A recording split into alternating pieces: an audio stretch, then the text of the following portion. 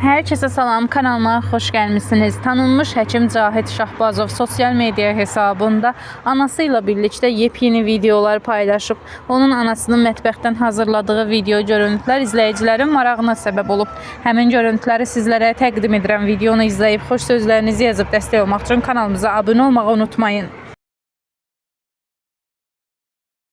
Yollar tıxalı, uzun səyahətdən sonra axır ki evə gəlib çıxdım və çox maraqlı yeməklər var burada. Göstərmək istəyirəm. Anam həmişə deyir ki, cənub yeməkləri çox maraqlı olur, çox gözəl olur. Amma burada da ıspanaqdan belə bir piraşki var. Ispanaq unundan, ıspanaqdan. Çiyə və ıspanaq və içində tvaroq var. O çörəyi də gətir göstərim də. Nəyi?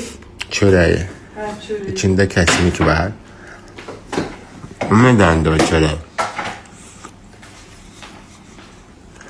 Nədəndir bu? Herkulesdir. Yulaf, çiya. Bir də ki bu.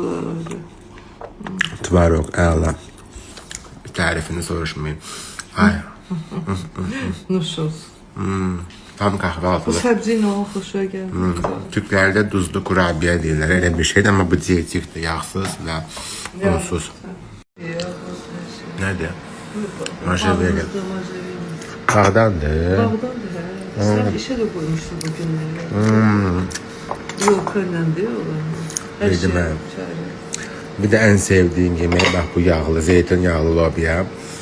Bir de göyərti. Her şeyini sevirəm yemeği. Dağ keşnişini, belə boş yemeği sevirəm. Bəzəri. Göyərti çox yemək lazımdır. Tərkibində zeoxantin var. Gözümüz için çok faydalıdır. Canlımın yeməkləri ne kadar güzel olsa da evde daha tatlıdır. Kütüm yedim ama. Kütüm yedik. Kızarmış kütüm yedik. Bir de turşu kebap. Sizin pişirdiğiniz kimi badımcanla zadla. Bir de oranın Astra'nın düyüsüydü. Yəqin çok tatlı bir düyü idi. Bilmədim nə idi. Astara düzlü ətli. Çok tatlıydı ha. Buradaki risottolar kimi elə bir ətirli idi ha. Elə bir belə hiss tadı verir bir tə. Beğenirsən sən də. Beğenirim. Bu nədir? Bu da şeyler kavurması. Nədir onun adı? Canubun turşu kebabından geldiği Bakı'nın turşu kavurmasına. Şabalıdına. Nar kavurma. Nar kavurma. Herkese güzel bir pazar günü diləyirəm. Sabahın dadını güzelce çıkartın ailəniz ve sevdiklerinizle bir yerde. Türklerdir geliyor, geliyor. Ne geliyor? Bunlar da iyi biraz.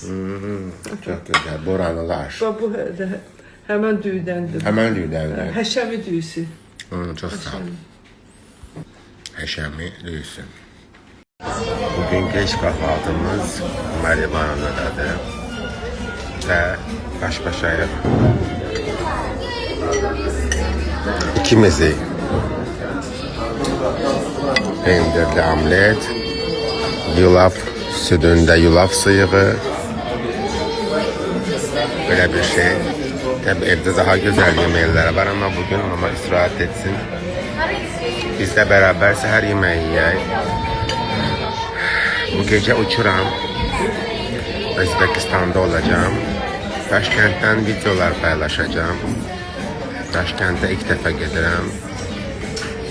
Ümid edirəm ki, səfərimiz xeyirli olar, gözəl keçər.